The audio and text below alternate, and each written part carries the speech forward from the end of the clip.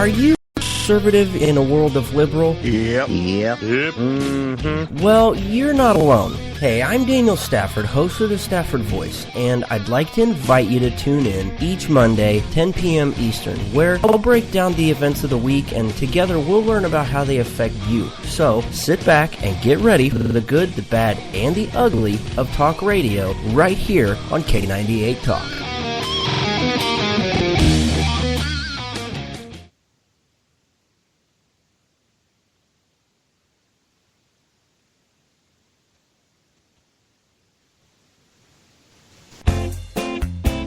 On this week's episode of According to Me and Bunny, dear God, the longest debate ever. Bunny and I are going to wrap up the GOP debate with you, give you the non-BS, non-PC answers and questions, and who did good, who did bad, all that good stuff. That's now and next on According to Me and Bunny. Here's the story of Polita Bunny. Annoying liberals on Twitter was her goal. She had a radio show, and it was badass, with lots of fans and lots of trolls. Here's the story of a guy named Jason who had an awesome internet talk show of his own. There were lots of voices on the air together, but he did it all alone. Then one day Barney messaged him on Facebook, and they knew the NSA would be appalled that these two would do a show together. And now you're about to hear what it is called. According to Me And Bunny. According to Me And Bunny. This is the theme song for According to Me and Bunny.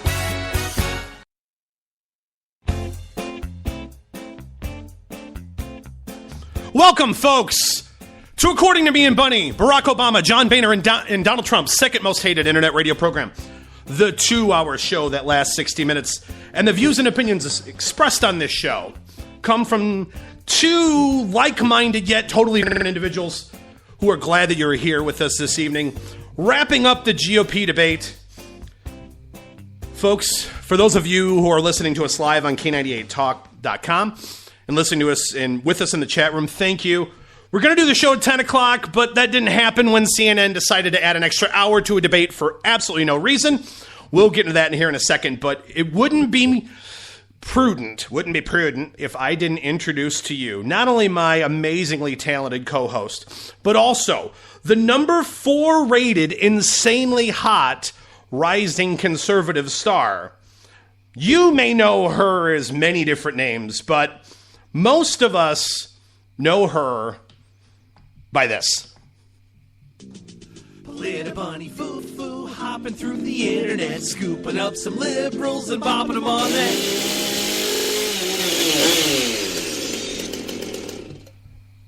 Sam Janney. How are you? I'm great. How are you? I'm doing wonderful. Now, I know a lot of people listening to the program, many of you for the first time, and thanks for joining us. Do you have your chainsaw ready? Are you ready to go? You know, I have a chainsaw and I've had 3 glasses of wine, so I am ready to go. Is that you starting it? I'm trying. Wait, hold on. No, shit. Come on. No. Nope. There it goes. There it is. Well, that's good. So, Sam, Yeah. let's just get right into it. Let's skip with all the stuff that's out there, and thanks of you for joining us in the chat room and those who are here. We're going to do our best to wrap up the debate the most non-PC, non-BS way we can. And, Sam, this thing is just ridiculous. It's still going on, by the way. I'm sorry. I wasn't going to make it. I'm like, we are going at 11 come hell or high water with this debate. I cannot sit through another hour of this. 3 hours for a debate. Are they on crack? They are. Oh, my God. But here's the way I look at it. CNN has had more viewers in the last 3 hours than they've had in 5 years combined. So That was insane. I wouldn't be surprised if they just string this thing out until 2 a.m. because people will still be watching it. But Dude, my brain hurts. And I'm a junkie. I love political stuff. I will sit and listen to it, and I get excited about it. I am so sick of it after sitting there. I'm like, I don't care anymore. I will say God, this. It was ridiculous. I was one of the few who actually thought that Fox did a good job of the first debate, of how the questions they asked, the tempo of it. Anybody who criticized Fox News and say that this was better is out of their mind. That was I mean, I really thought, and I know a lot of other grassroots shows who are going to do a wrap-up thought, 2 hours is plenty of time. Oh my God, they're still going. And I get it, there's 11 people on stage. I have started paying attention, though, when they did the little one with the 4 folks, 18 hours ago. So I sat and listened to a ton of this, and I'm so over it that I'm like, we're going to do the show now. I'm done. I cannot listen anymore. If I listen, I'm going to have to drink more wine, and I'm going to be ridiculous. So we're good to go. I will tell you this, though. It was really entertaining because I was live tweeting the event, and I know you were online, and I know a lot of people were doing it. And what I thought was really interesting was how much interaction there was, even if the tweet had nothing to do with what was going on around me. Like, there was conversation with people I'd never talked to before, which is the great thing about social media. But it was really great because, and you all know what a big fan of Donald Trump I am, there were people who were tweeting me going, I really liked him before this debate. And now I don't like him anymore. And there were like 20 people, and I was so excited. I realized there's billions of people on Twitter. But for me, I think the social media side of it made the 3 hours bearable. See, I'm surprised by that. And we'll talk a lot more Trumpy the Clown later on throughout the episode, but I'm really surprised by that as a whole. And speaking of on the Twitters, if you follow us on Twitters, at ATM_show for me, at Politabunny for Sam. Also, if you haven't yet, you still have time. If you're joining us in the chat room, give us your feedback because we definitely want to see you in there. But you can also send a tweet to hashtag #MeAndBunny, MEANDBUNNY. Give us your feedback. Anything you thought about the debate, good news, bad news, whatever you may think, share that with us because we'll read those later on in the program. But, realistically, let's just try to do our best to kind of go through exactly what we saw this evening and kind of, at least in my opinion, look at who did themselves some favors, look at who did themselves some, who got negative responses, you think, as a consequence based on their performance this evening. One of the things that stood out to me, and we'll do this in no particular order as far as candidates are concerned. I want to do a little simulation here really quick. Sam, you ready? Oh, sure. I'm going to be simulation. I'm going to be Jake Tapper, and I want you to be Ted Cruz.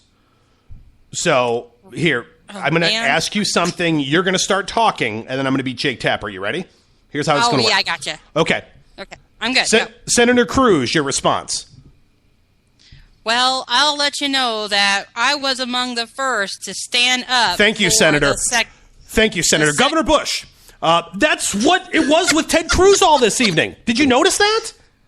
Ted hardly said much.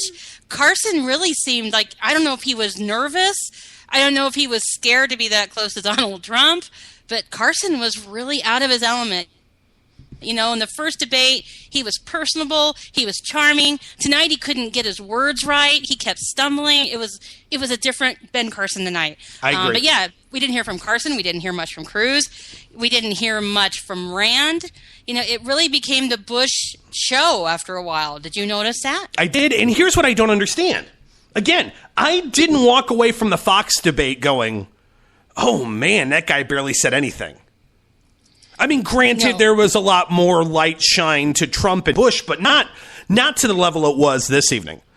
You had 3 hours of coverage, and yet there are certain people who didn't talk for over an hour.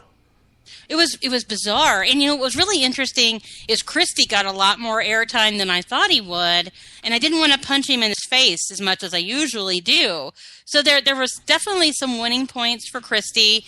I really enjoyed Carly. In my opinion, Carly won. It was her debate tonight again. She destroyed everybody. But I don't know. Who do you think lost? Well, let's go there. Let's go there. We can definitely do that. Sam with her usual all over the map conversation. That's okay. Love you. Yeah. That's how it is. I think Work with me. who hurt themselves this evening. I have it. Yeah. Here's, by the way, behind the scenes. If you heard our show last week, you know that Sam is the hit record and let's go. I'm the nerd of the group. I'm the guy who I could share this with you if you really want to see it. I have a spreadsheet that I've put together of notes that I took during the debate. I know. I know. Such a nerd. I swear. You are such a nerd. I am. So I have categorized things in a certain way, and it ties into what you're saying. So let's talk about who hurt themselves this evening. My opinion. It's fine. I think Who hurt themselves? Like it or not, Ted Cruz did. I think Ted Cruz, at least compared to last debate, did not. Last debate, he was one of the stars of the show. Tonight, he was meh. Now, in fairness, back to what I was saying with Jake Tapper, that happened every single time he answered a question. Well, every single time. That really irritated me with him. And this is a thing that irritates me with him in general, and no offense to his supporters, but with his supporters. They say things like, Cruz is my guy, but Trump. And I'm done with that. Make Cruz your guy. Stop giving Trump his thunder. And he did that himself tonight when he's like, oh, and Donald's right, and I'm really glad he brought up immigration. I'm like, shut up, Ted. I think take credit for what you know. Stop standing behind the man-child and do your thing. You're a smart guy. Why are you giving Trump any of your fire? Making me nuts. I think I know the answer to this, and a lot of people have asked this question, like, why has Cruz not come out against Donald Trump like many other candidates have? I think if you actually paid attention, when Cruz entered the race, right after Cruz entered, a couple weeks afterwards, Trump entered. And about half of Cruz's supporters went to Trump. Yeah. And I think what Cruz is doing is he's not making enemies of supporters of a guy that he feels are, quote unquote, Tea Party supporters who for some reason believe Donald Trump's the guy, and hopes that if he crashes and burns, which I sure as hell hope he does, that Cruz will be there to pick up the people who have left Trump to go elsewhere. That's my opinion. I could be totally wrong, but I think that's why he's playing nicey nice. I think that makes sense, but there's got to come a time when he says, you know what, supporters, I'm your guy, support me. It has to come a time when he has to call out Trump for acting like a jackass. He's the only guy who really didn't tonight. He really needs to do that. He looks weak. He looks like a vice president to me. He does not look like a president. It's time. He's got Trump stink on him, and everyone gets all fussy with me when I say that. But he can only smooch up to the man-child so long before you lose yourself and lose your ability to be the leader we need him to be. I don't disagree with that. I think the thing that bothers me about what Cruz did this evening is if you look at Ted Cruz and you know about him, you know his background. This is a guy who's debated cases in front of the Supreme Court up to 12 times. He was the Solicitor General, if I'm not mistaken, for the state of Texas. This guy holds records in Ivy League schools at Harvard for debate performance. This guy is a world-class debater. No one will out-debate this guy. Not one person on that stage will beat Ted Cruz in a debate. And it's frustrating that when you put him in a crowd of 11, let me give you an example. If Ted Cruz was at the little boys' table, like the four candidates were earlier this evening, he would have destroyed all of them, without a doubt. Oh, I agree. But when you put him amongst 11 people, you hope that in the short amount of time that he's able to express himself, he's able to hit home runs. And he did so on the Fox debate. Tonight, I don't think he did. I really don't. I think if you are half paying attention, you're not going to walk away and go, wow, Ted Cruz did really good. You saw Ted Cruz get a bump on the Fox News after the Fox News debate. Yeah. You're not going to see that bump here. I guarantee it. You're not going to see it. What frustrates me is I think Cruz is fantastic. I think he's a great speaker. You can tell when he's debating because he looks at the camera straight on. He's making eye contact. Everything he says sounds like he knows what he's talking about. He owns what he's talking about. He is the expert in the room. But tonight, he just was not. And again, you bring up a good point. he didn't have much of a chance. Every time he spoke, they cut him off. So there's that piece of it too. But my big thing is for Cruz and for his supporters, please just support Cruz. Just support yourself, man. It's time for you to be the leader. Please. I feel like he's trying to be the vice president. I don't want that for Cruz. I think he deserves to be the president. I don't disagree with you at all. Now, let's talk about someone else who I think them hurt themselves this evening. Uh-huh. Rand Paul. Oh, it was bad. This was the opportunity for Rand to shine. And like he did in the Fox debate, he just, and I really like Rand, and I know Rand's your guy. He didn't do anything for me this evening at all. That's just me. No. But to be fair, I mean, if we're going to say, well, this influenced behavior, the moment they started asking Trump questions, one of the first things he did was go, yeah, this is how you spell cat, C-A-T, and Rand Paul sucks. It was like, where did that come from? Why are you already after Rand? Nothing has even happened here yet. So Rand in the beginning was already on the defensive. And he's just not a good defensive debater. He's good when he's an orator. He's good when he's controlling the conversation or when he's speaking. I love to hear him talk about the Constitution. He had a really good few points about the Constitution tonight. But when he got off on the pot tangent and he just went on and on about mothers going to jail for giving their kids medical marijuana, and Christie's like, that's not what I'm talking about. He just wouldn't let that go. And it was not his best performance. I agree. See, I thought what I liked about Paul's pot answer was it's very against the atypical GOP. Forward on drug, hardly fear clear. And he is a very states' rights guy when it comes to marijuana as a whole, and I completely agree with him on that. So I actually thought he was pretty strong on that. Actually, I think where he was weak is he just could have done a better job of really nailing Trump on the I don't trust him to have his finger on the button question right in the beginning of the debate. Nobody wanted to say that. Well, I give him that. He at least had the balls to say, no, I don't trust Trump, and here's why. But he said that and then didn't nail him on it, and he could have. Everyone else skated against that question. Everyone's like, well, I'll let the voters decide. No, Chief, I'm asking you a question. Yeah. It was really bad, and I didn't like that. I wanted him to say, hell no, I don't want him anywhere near a nuclear weapon. Right, absolutely. But let's talk about the things Paul did well. And by the way, when we're talking about this evening, folks, at least in my opinion, and I don't know, Bunny, if you share the same thought, I want to not necessarily even say, here's what I think. I want to look at it in the eyes of the average Joe who's like, let me see what these guys are talking about.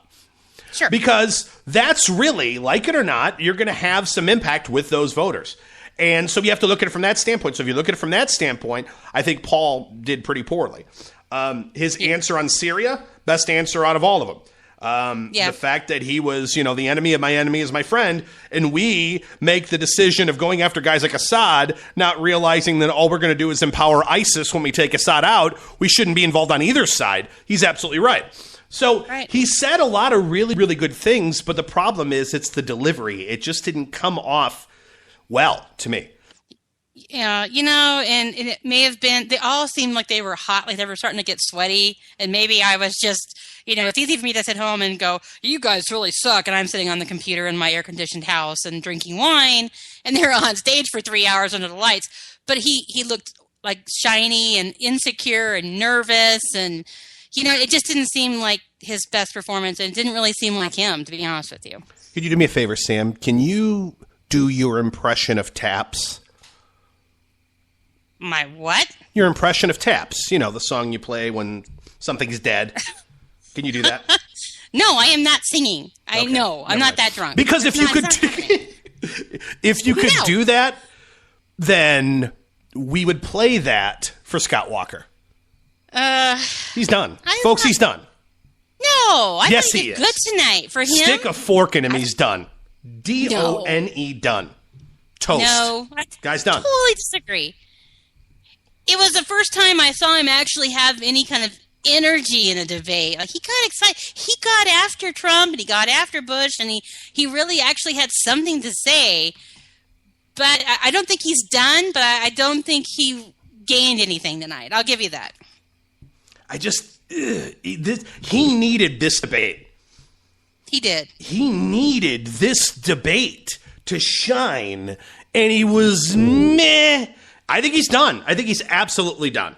And I like Scott Walker. I don't have anything against the guy. I just think he's done. Yeah. I think based on the last two performances, he's done, personally. And that sucks because everyone's like, well, what have they done? What have these people done? And Walker beat the unions in a blue state 3 times in 4 years. And he just kicked the shit out of the Democrats. But he's just not shining in his debates. He's not convincing people of his ability, and it's sad because I think he's a smart guy. I think he's done great things in Wisconsin. He's one of the reasons I got involved in politics to begin with. I personally think that he didn't do himself any favors this evening. So if you want to look at the 3 people I think who hurt themselves this evening, unfortunately, they're 3 of the ones who I think are pretty good. And that's Ted Cruz, Rand Paul, and Scott Walker. Now, when we come back, we're going to take a quick break here. When we come back, we're going to talk about the folks that helped themselves, who we thought were some of the top performers, some of the folks that we think really stood out. Also, we'll be taking and getting some of your tweets, some of your feedback, because we definitely want to get that. Again, hashtag me and Bunny, get us that info, because we want to see it. We want to hear from you. Again, hashtag me and Bunny, or let us know in the chat room what you guys are thinking. And when we come back from the break, we're going to discuss that and more on this week's GOP wrap-up episode of According to Me and Bunny.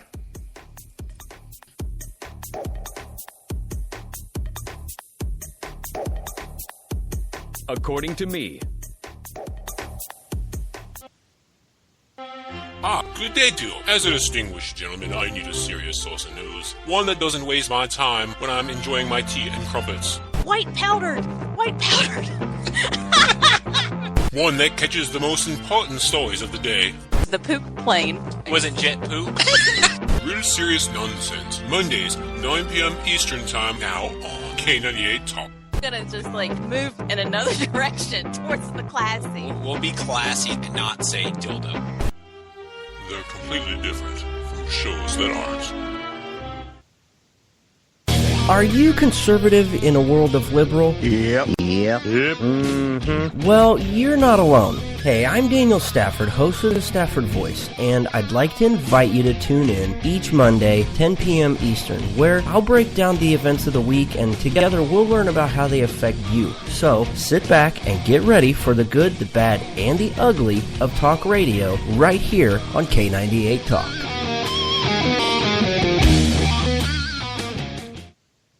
Mayor West, if re-elected, would you increase the frequency of garbage pickup? Well, citizen, that's an excellent question, and I thank you for it. I think it's great we live in a town where you can ask questions, because without questions, we just have answers. And an answer without a question is a statement. Oh, I like him. He looked me in the eye. I'd like to have a beer with him. I'm voting for him. Your powers combined, I am Captain Planet. If I only would have known that his show was going to be on there, I would have never invented the internet.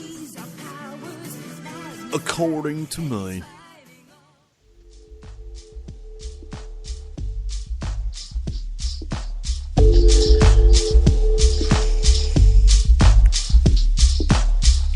Common sense conservatism and ADHD. It's According to Me with Jason DeWilkins. According to Me and Bunny with Jason DeWilkins and Sam Janney. Sorry, I got to update those. But welcome back to the show, folks.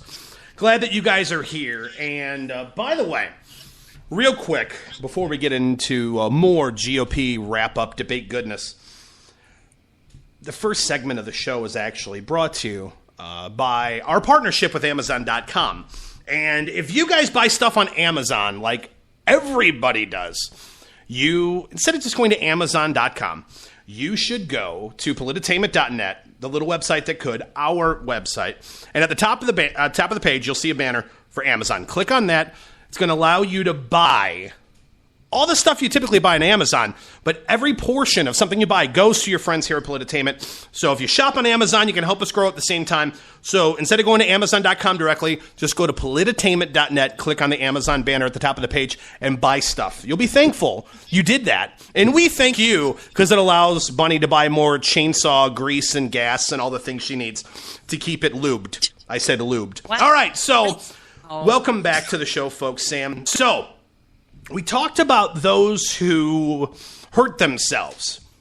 Who do you think helped themselves after this debate? I think Rubio. Me too. I think Rubio did a great job. You know, I haven't really been a huge fan of his from the beginning. You know, the whole amnesty piece and what was it, the 8 group? What was it called? I've had too much wine.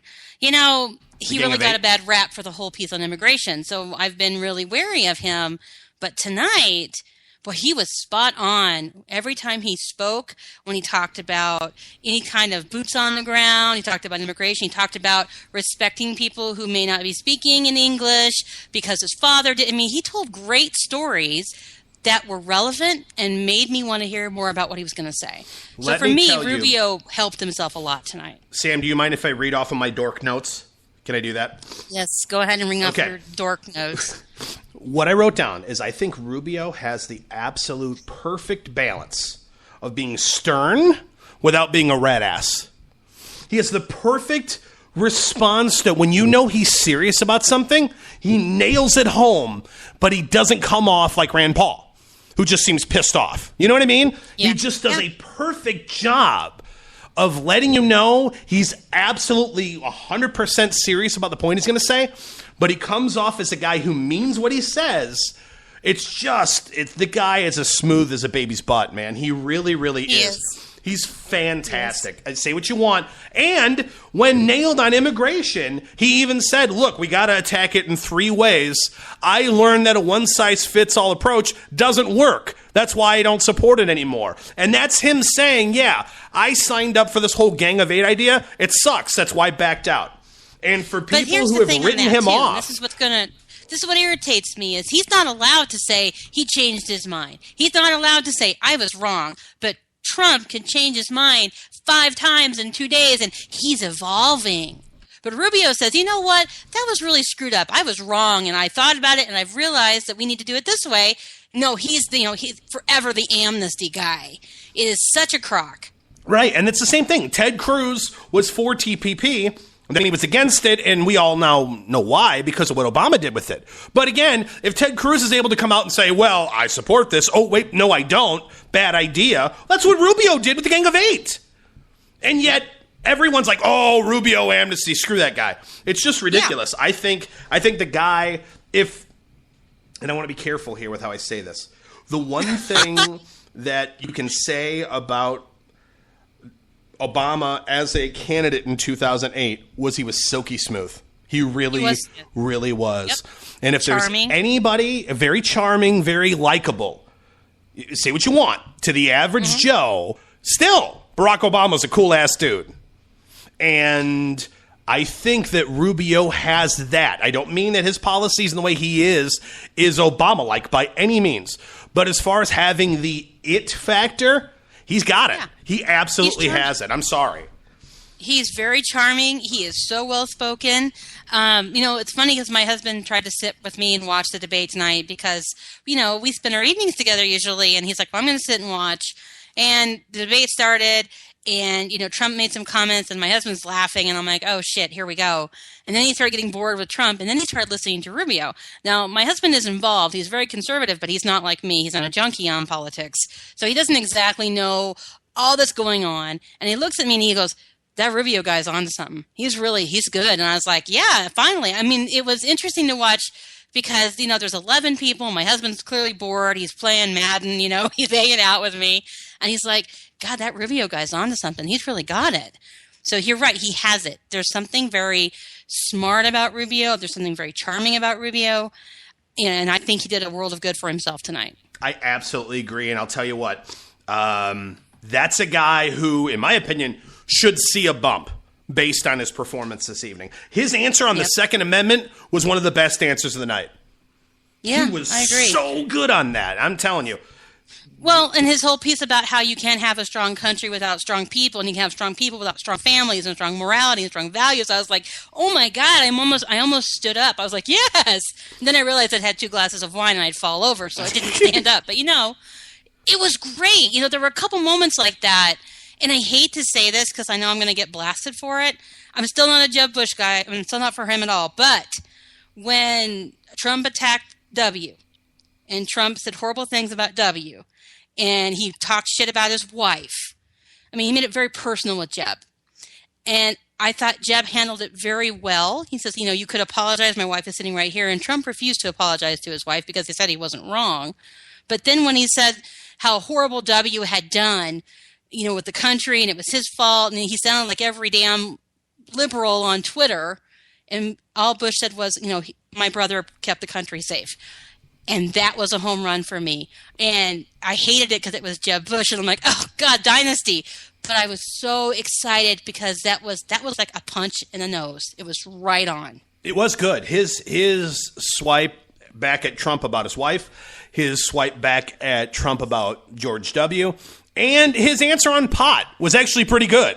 It was, hey, I smoke pot. Sorry, Mom. That was good. That made him seem human. So He's like, my mom's not going to be glad I did that, but he's, and that was really the only human moment I thought for Rand too, when he's like kind of giggling about them all doing pot, how many of us up here have done pot, he, and, Jeb's like, okay, fine, I did it 40 years ago. And, I think Jeb struggled though with the whole side of that social conservative in him that wants to outlaw drugs, and the other side of him who says, well, I want to support states' rights. So how do I balance this without being the social conservative stick in the grass, He can't, and that's the problem. And most of them can't, which is why Rand at least is consistent and say what you want. Now, besides Rubio, who else helped themselves this evening? Oh, God, Carly was fantastic. Carly was outstanding. I don't think that there's anybody on that stage who could touch her. And, what was really great was she was able to completely destroy Trump without saying an unkind word about him. She really made him look like an ass. And, Bunny's on Trump again, fine. But she really did. She was classy. She's like, I heard you, and every woman in this country heard you. And we know what you meant. And that was all she had to say. And I thought it was fantastic every time she spoke. And what was really great was, you always expect women to get off and only talk on Planned Parenthood or social issues. And she just kicked ass on military and foreign policy. And I was like, oh my God, I had no idea this all existed. I had goosebumps listening to her talk about coming back in the world and just kicking ass and taking names. She is business, man. Well, the one thing I've said about Trump and his popularity, not to talk about Trump, I want to talk about Carly. But the reason why, again, look at Iowa. Look at Iowa right now. Your top 3 candidates in Iowa leading the polls are Donald Trump, Ben Carson, Carly Fiorina. And we talked about this last week. Why? Sure. Because none of them are politicians. Okay, great. So I get it. Everyone's rejecting anybody with an R next to their name who's served any sort of office. Cool. Okay, whatever. But for Donald Trump to say, yeah, I'm not a politician. I don't know everything. Okay. And neither is Ben Carson, Donald, and neither is Carly Fiorina, Donald. But for Carly Fiorina to, quotation fingers, if you could see this at home, not to be a politician, she knows her stuff and is very clear cut on where she stands on things and doesn't use the, well, I'm not in Washington, so I don't know as much as I need to know. BS. And she really brought up a good point, too. And she did defend Donald at one point when they were making fun of, and they were saying, about how being politicians, I was the first one who did this, and I was the first one that did that, and I was the only one who signed this. And she's like, because they kind of give him a hard time for talking about their business relationships. And when they kind of got into that scuffle about who was the better CEO or who was the better boss. And she's like, you guys got to talk about your history. We need to talk about ours, too. I thought that was really smart, too. I think the social conservatives will love her answer on drugs, especially with her personal story about her son. I fundamentally disagree with her on it, but it was a good answer. I had no idea about her kid. I didn't either. And that was good. Her answer on Planned Parenthood, best one of the evening. Oh, it was outstanding. Oh, And I don't want to fantastic. say women shouldn't care about Planned Parenthood because we get stereotyped, because her saying that is powerful. It's very powerful for a woman to say, this is wrong. And that, if you can watch those videos and still somehow support what Planned Parenthood is doing, there's something wrong with you. And she was willing to say that as a woman. And that was outstanding. And of course, I was really, cheering really her like some idiot. No, she clearly showed. Again, let's look at this from Joe Blow, who's like, oh, let's turn on the debate this evening. They saw somebody who clearly needed and deserved to be on that stage, without a doubt. Yep. Without a doubt. Mm-hmm. She's very, very strong, and I guarantee you she's going to see a bump, and a deserved bump. She did really, really well this evening. Well, what's interesting, too, is the last debate, everyone said she won both debates and she was only in one of them. The woman can debate. And she can. I tell you what, she deserved to be on that stage. Not a one of them could touch her. Even when Trump was really trying to ruffle her on HP and how he wouldn't hire her to run his companies, she never got ruffled. Nope, not at all. And last but not least, as far as my top 3 of people who help themselves, I hate to say it. God, I hate to say this. You're going to get mad. Say it. Say it. Who? Chris Krispy Kreme looked pretty good this evening. He did. And you know what? I hate to say that. I'm sure we'll get railed on about it. And by the way, Chris Krispy Kreme sucks. I hate him. Okay? But if we're being honest, he did very good this evening. He really did. He was great. He was personable. He was, nothing fazed him. And I loved what he did by turning the cameras on the audience. And he said, please raise your hand if any of you have a better life because Obama has been president. And not a one person raised their hand. And I love that he did that. And he also brought it in, and this is where Carly got fuzzy with him. When he said, hey guys, it's great that you hate each other and, one of you thinks you're a better business person than the other, but the construction worker in the audience who hasn't had a job in 14 months doesn't give a damn about your track record as a CEO. He wants to go back to work. Christie has a really good balance of just borderline moderate in a lot of his answers. And I think a lot of people who are liking Trump may like what Christie said.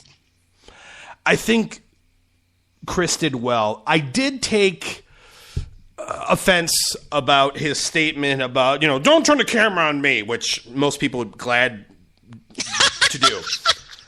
But he's like, don't turn the camera on me. I want you to turn it on the audience. Okay. I liked it. Here's the problem. For a guy who says, look, it's not about me, it's about the people, says the guy who shut down the bridge against a political opponent. Shove it up your ass, Christie. Are you serious? The guy who's like, look, it's not about me, it's about the people. But don't cross me in an election or I'll shut bridges down and destroy you. What an ass. He's a governor in Jersey. Are you really surprised? Come on. And I did like that he reminded people that he's a Republican governor in Jersey, in the blue state, like Walker. Which is his excuse of not getting anything accomplished. Look, you got to understand that my state's a blue state. Well, so is Scott Walker's, and so is many other people who've won the presidency before their chief. So it's just not an excuse for me. It's not an excuse for me at all. But boo-hoo. So you're such a commie. I tell you what. Me? Yeah. Have you seen Back to the Future yet? No. No, I haven't. I haven't seen Back to the Future yet. So let's talk really quick about a couple of the things, and then we'll take another real small break, and we'll talk about the Donald, because, we're going to finish with the Donald. Why not? It'll be huge. It'll be terrific. It'll be huge. Huge ending. Huge. But it's terrific. Let's talk about some folks we haven't really talked about this evening, just to make sure that we cover them all. Let's talk about Yeb. Let's talk about Senor Bush. Yeb Bush. Senor Bush. Senor Bush. Yeb. Hello, Yeb Bush. Hola. Hola, Yeb. I think, here's the thing with Jeb. I think if Jeb wasn't a Bush, he'd be okay. I think he'd be more popular than he is. I think people resent the idea of another Bush like they resent the idea of another Clinton. That's true. That's fair to a point. But his record also has to mean something, too. And his record sucks as a governor. So it's a combination. It's a combination of being a progressive governor who's for Common Core, who's for amnesty in most instances, even though his immigration plan is still stronger than Donald Trump's, but I digress. But He did okay this evening, better than he did on Fox. I put him in the meh category. I don't think he hurt himself. I don't think he helped himself. No, He's just I don't there. think so either. But I do feel like if there was not the Bush name, that he was Jeb Smith or something, people would at least give him a chance. There are so many people, because of his last name, who are like, well, screw that guy, and want nothing to do with him. And he may have just as good ideas as anybody else on that stage, but he has that going against him. Plus, Karl Rove is a boil on the butt of humanity. And Karl is pushing him on people, and they resent Jeb more than they resent Karl. And I resent Karl because I think he's a schmuck. But that's another part of the problem is he doesn't stand a chance because everyone thinks he's the establishment favorite. Well, So he can raise money. That's about it. But I think he's bad, and I think most people see that. Speaking of bad, somebody who didn't help himself this evening and just seemed real sleepy was Ben Carson. Like we kind of talked about in the beginning of the show. I just thought it was weird. It was like he wasn't there. Yeah. And I got you know, last time he had some really great, and he may have had a great closing because I didn't give a shit and couldn't stand it anymore, No, none and of I us may have did. missed it. But in the debate, he just kind of seemed off and uncomfortable. And at one point, you know, they were asking him about Donald's immigration plan. And he's like, hey, you know, you said you didn't like it. It wasn't possible. Talk to Donald and tell him why. And he looked over at Donald and he goes, like he started laughing. And I was like, I would laugh too, but you can't do that when you're, you know, you have to be strong. And, you know, he kind of gave a mumbled little answer. He kept calling people doctor versus governor or mister. He just seemed off his game tonight. I agree. And, you know, he was asked about taxes, and as a big non-answer, it was like, well, I believe that the government for the people is important, and we're a government of the people. And what does that have to do with taxes, Ben? I agree. But he did Thank get on you. it. He did get on it, though, when he was talking about how the progressive tax plan is socialism. And he really got, and this is the one point where he seemed on, when Trump was like, well, if you make more, you should pay more, blah, blah. We've had this tax system forever. And he's like, but this is, you know, the flat tax is if you make $1 billion, you pay $1 million or whatever, 10% of that. I can't do math online. The point was he was talking about the flat tax and how it would make it would balance out and how we shouldn't be doing a progressive tax. And you saw a Republican up on stage going, well, progressive taxes have been working for years. I was like, what the hell am I watching? Well, we're going to get into that because that was... But it was like, the one time where Carson clicked and he got it. And he's like, you're an idiot and here's why. But otherwise he was kind of like, it was weird. Speaking of another guy who got no pub whatsoever, got no push, Mike Huckabee didn't say a word till 8:45. And he had to interrupt to even say anything at 8:45. And I'm then, sorry. I'm just not a Huck fan. I'm not either. I mean, he answered the Kim Davis question, which you knew was coming. You know they're going to ask him that question. His answer's wrong, of course. And he just seems disingenuous. You know, I just think that it's important that the Supreme Court doesn't intervene with religious freedom. Okay. But you seem completely disingenuous. If other laws you're in favor of, Mike, you're cool with if the Supreme Court gets involved. I just don't believe you. I don't believe that you're consistent there. And his answer on Gitmo, as far as, well, I've seen the accommodations we give to terrorists at Gitmo, but we don't make accommodations for... Look, that's apples and flipping oranges, dude. We're talking a person in prison that we're allowing to, you know, have a prayer rug versus an elected official having to do their job. I'm sorry, dude. That's not even the same ballpark. He really is. He's really trying for that social conservative vote because that's really his only chance at this point is if he can get social conservatives behind him on the Kim Davis piece, on protecting religious freedom. But the problem he's going to run into is Ted Cruz has that already. And Ted Cruz has proven he's going to fight for religious freedom without going and having some big rally with Kim Davis playing some damn Rocky music. I mean, Ted didn't have to do that. Ted just knows to protect religious freedom. Huck's not going to win that audience, and I think Huck's done. I wish he was done.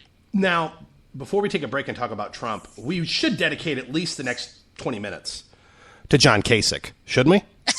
Who? Oh, I'm sorry. I do have a couple notes in my nerd notes. Ready? Dork notes. Terrible answer on Hillary. He's like, well, I'm not going to go after her. I'm just going to tell you about me. I've served in politics since Herbert Hoover, and I've been part of the Washington machine for 75 years, I think is what he said. Years. And he's just, no one cares. And here's the thing. When he talks about, well, I'm not going to show how bad Hillary is because Hillary's done some things that I agree with. It's the same strategy that Mitt Romney took in the second and third debates against Obama. And how well did that do for you there, Chief? How well did that do? Well, we don't necessarily disagree on things. And America figured that out pretty quick, Mitt, and that's why you got your ass kicked. Mike, and he's just so boring. It's like, And I appreciate he knows how to balance a budget. I appreciate that he has a lot of history, that he knows how to work with people. There are a lot of good things about him, but I just don't care. I'm just done. On a field of 11 people and 4 earlier, who, by the way, Jindal was fantastic in the small debate. Oh, Jindal was great. He was great. Some of those guys on the big stage need to drop off, and Jindal needs to come on, period. I'm telling you, Huck needs to go. I don't want Santorum on the big stage. I watched him and Droopy Dog Graham. It was so bad. But Jindal, dear, I'm Lindsey Graham. He looks just like him, too. But, yeah, I'm ready for Jindal to be on the big stage. I thought he was great. I'm sorry, I can't even pronounce Kasich's name right because I just don't even care enough to learn it. He's just boring. He needs to go. I agree. Now, we have a hard stop at midnight Eastern. So we're going to take a quick break, but we're going to skip that. But we're going to talk Trumpy the Clown here in just a sec to end this show. But we're not going to take another break. Instead, I'm going to tell you about a new sponsor here on According to Me and Bunny and a new sponsor here on Politainment. And it's our good friends at DraftKings.com. Now, here's the thing. If you're a fantasy football person, and even if you're just a fantasy sports person, how many times, Bunny, I know you play fantasy sports, how many times have you went in, you're all excited about your draft, you got your team set up, you walk away from the draft going, dude, I'm winning this thing. And then after about a week or two, you realize, I'm awful, my draft was awful, I give up and don't care. How many times has that happened? Do you want an honest answer or an answer that helps with what you're doing? I want an honest answer, because apparently Bunny's going to tell me she's the best fantasy player of all time. I kick ass at fantasy football, and part of it's because my husband is really good at it, so I'm not good. the best person. Then here's the thing. So instead of doing free leagues in which you don't get anything out of it anyway, you, Bunny, because it's kind of a sponsor of ours, you get hooked up, and so will the listeners, simply by going to DraftKings.com. Here's what you do. You can go to Politainment.net, you click on the banner, DraftKings.com. Here's how the way it works. If you type in the promo code POLI123, P-O-L-I-123, Politainment, get it? P-O-L-I-123. Type that in as a promo code. Here's what's going to happen because you're a listener of According to Me and Bunny. For every $1 that you put into your DraftKings account, up to $200, DraftKings is going to match. So if you put in $50, they put in $50. So you have $100 that you can play. There are leagues that are $1 a week. You have 1 week fantasy leagues. Look, if you drafted Des Bryant in your fantasy league, he's out 4 to 6 weeks. Have fun with that. DraftKings, you get a new clean slate once a week, win some serious cash for people. Somebody who was in 42nd place in a league this week won $500, and he played a $5 league. Trust me, folks, when I tell you can make some money on it. And as a friend of According to Me and Bunny, make some money, get a hookup. Poli123, P-O-L-I-123. Go to DraftKings.com, enter in the promo code P-O-L-I-123. Okay. This is where we would normally take a break, but instead we're just going to get right into it, folks. And we can't talk Trumpy the Clown. We just can't. Unless we have all the things we need, all our ducks in a row, ready to go. Do you have your notes ready, Sam? Are you ready to talk Donald Trump and talk about how amazingly good he was this evening? Are you ready? I'm ready. Whenever you want. Let's go. I have my notes in front of me. You have notes? When it comes to Trump, she has notes, folks. This is how prepared Bunny is. So, First of all, to start off, let's talk Trump. You said something that I'm going to disagree with, or at least a lot of listeners were disagreeing with. Oh, by the way, we have tweets we got to read here in a second. Yeah, we do. But real quick, and maybe we'll do that here in a sec, obviously, before we end the show. But in regards to Trump, I thought you had mentioned that some listeners and some people on Twitter had said, look, I was okay with Trump until tonight. And I agree that he had a lot of low blows, which we'll get into here in a second. But I think he was actually way better in this debate than he was in the Fox debate. I thought in the Fox debate, he was a god-awful red ass. Tonight, he was still a red ass, but he had some answers, while vague and stupid, that had some sense. Not much, like 2%. But more than he was in Fox. Just my opinion. You know why it was better is because he was quiet. He answered like the first hour. It was like, "Shut up! I'm sick of hearing him." He got really quiet as the debate went on. So the reason he sounded better to you is because he didn't say as much. That's why he sounded better to you. Well, could be. I mean, I think the debate's still going on, if I'm not mistaken. Oh God, so, I hope not. What a ridiculous! I'm sorry, CNN. 3 hours is too damn long. People aren't going to sit that long, even if it's something exciting. No, it's dumb. And it was interesting because I'll admit I was excited to see what he would do, but not excited because I'm a fan, but because I knew he'd screw up, and I was waiting for that. And he did not disappoint me. I don't think he answered one question entirely the entire night. Not one. I mean, they were very specific even. Hey, Trump, here's your plan. You're gonna deport 12 million people. What is that gonna cost? Did he ever say how much it's gonna cost? No. Did I miss it? No, he didn't. No, he didn't. No. And you know what? What's great is, the first day he's president, 12 million of them are gone. He's gonna get rid of them that first day he's there. It's like the Middle Eastern thing with the Iranian guys. Like, he's going to let all of our hostages go the first day he's president because they're so scared of him. Because they know it's what they have to do. The gang members. No, here's what's going to happen. Themselves. There was the answer about, Chris Christie Cream said this, where he's like, look, yeah, I get it, Donald, but the reality is you're not going to kick 12 million people out of the country that easy. It doesn't work that way.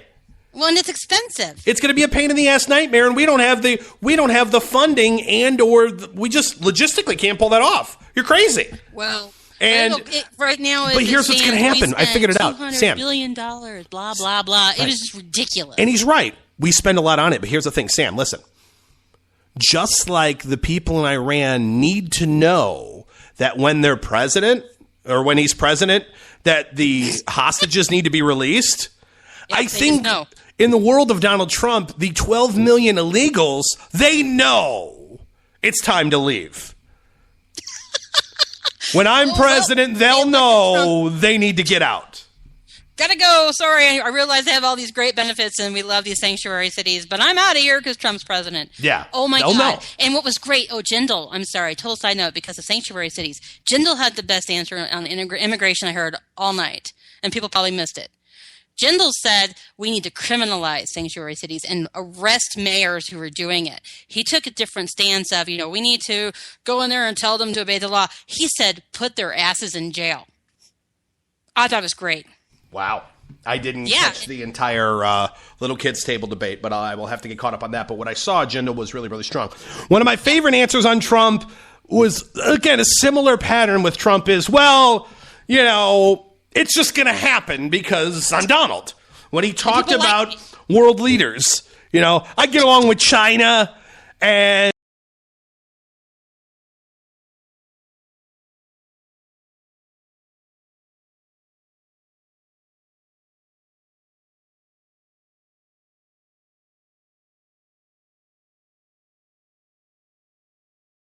look, they're going to get along with me. I'm going to talk to Iran and I'm going to talk to China and I'm going to get along with them. They're going to respect me. We would have killed him for that. But think about it, though. Obama did say we have lost respect around the world and I'm going to make things right again. That has been one of his big mantras is I'm going to go make friends with our enemies again because we need to get along with people. But here's the thing. I agree. But again, this is the issue I have with Trump pumpers and their lack of consistency. Yes. They, 7 years ago, would have lost their ever-loving mind over, that's a great idea that we're just going to buddy with, we're just going to connect with world leaders who hate us. But yet Trump says it and they're like, yeah, get him, Donald. Oh, God, everything he says. I saw Matt Walsh. He does a great blog, and he was talking about how Trump could literally beat a baby seal to death and light the American flag on fire, and his supporters would find a way to say, "We've never done that before. That makes a difference."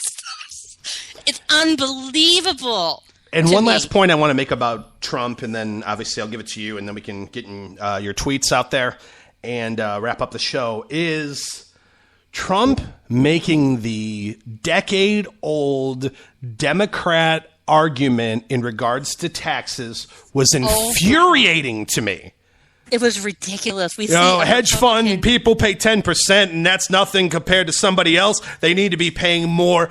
If you are that dumb that you look at percents and base that on tax rate, you're a moron. You're an absolute moron if you think the billionaire who pays 10% is being unfairly taxed while the person who makes $40,000, who has multiple things that they can write off on their taxes, as far as homestead credit, as far as certain small business credits, as far as child dependency credits, all of those things. It's just insane. It's absolutely insane. He sounded like Hillary Clinton up there talking about taxes. Pisses me off. He's a Democrat, and I'm sorry. I understand people are angry. I understand people are scared. They want someone to come in and say, I'm going to kick ass and take names, and I'm not going to back down in America. I get it, because I feel that way. But he is a Democrat. He stood on a stage in a Republican debate and tried to convince us that progressive taxes are a good thing. I'm like, hey, dumbass, you're running as a Republican. You don't say stuff like that as a Republican. You say, we're taxed enough already. And then he starts, well, I have a plan coming out in 2 weeks, which means I hired a guy to write a plan, and he's not done yet, but I'll release it in 2 weeks. And I'm going to cut taxes on the middle class. I'm sorry. Any politician who in the second debate's like, I got this plan coming out, you're a dumbass. Sorry. It was ridiculous. And I mean, honestly, that little tidbit right there is the epitome of his whole campaign. It proves who he is and what he stands for. He is a big government Democrat. At best, he's a liberal Republican. It was ridiculous to hear him debating for progressive taxes. He's the Republican Obama. He could say whatever he wants. And if you challenge him, hey, you don't know what you're talking about. He's great. He's got chutzpah. We got to read tweets, man, because you got like 2 minutes. And yes, let's read your tweets. Me and Bunny tweets. Hashtag Me and Bunny. What did our fun and friendly and lovable listeners say about the debate? Well, I got to look up. Let's see. We've got, I should have had it pulled up, and I did, and then I got distracted with Trump. We have a bunch of them. Let's see. Loving the show so far. Thank you, Sydney. Let's see. DWW25921. He says, I'm a little jaded as I'm not convinced that any of these people will actually make things better. Rick Robinson, station dude. I'm way behind because I was working, but somebody throw Chris Christie a donut so he'll shut up. Katie says, wait, wasn't Trump Democrat when G.W. Bush was president? Let's see. The Gecko sent me a real funny picture of Trump making faces at people during the debate. That's the best thing ever. Please retweet that 1,000 times. I'll do the same. Okay, I'm retweeting it now. Let's see. We have the Stafford voice, who's brilliant. Is it just me, or does Donald Trump have that face? And it looks like, he looks like he's farting. F you, Bush. I live here, and you screwed my kids for immigrants. That's from Katie. Katie also said, interesting nervous chuckle from Bush when Trump called him out on Common Core. Stafford says, clown show alert. Real Donald Trump is talking. Keep calm. It'll be over before you know it. That's really, there's some other ones, but really they're just you and me. Here's one. Sean Wendt, he says, according to Santorum, business owners don't work for a living. Yeah, that was a terrible, terrible, terrible answer. If you didn't get a chance to hear Santorum's answer at the Little Kids Table debate, make sure you check that out because it was just laughably bad. The guy sucks. And then Stephen J. Burns just tweeted, I'm going to put Politabunny down as on the fence about Trump. Oh, yeah. Yes, you waffle quite a bit. We both do. I'm so unsure. Speaking of waffles, if you're listening, it's 12:01. It's the morning at this point, so grab yourself some breakfast. Thanks for sticking with us. You can follow me on Twitter at ATM_show. Jesus. Bunny, can they find you on the Twitters? They can find me on the Twitters at Politabunny, POLITIBUNNY. They certainly can. Again, at ATM_show. Can't talk. Sorry, it's late.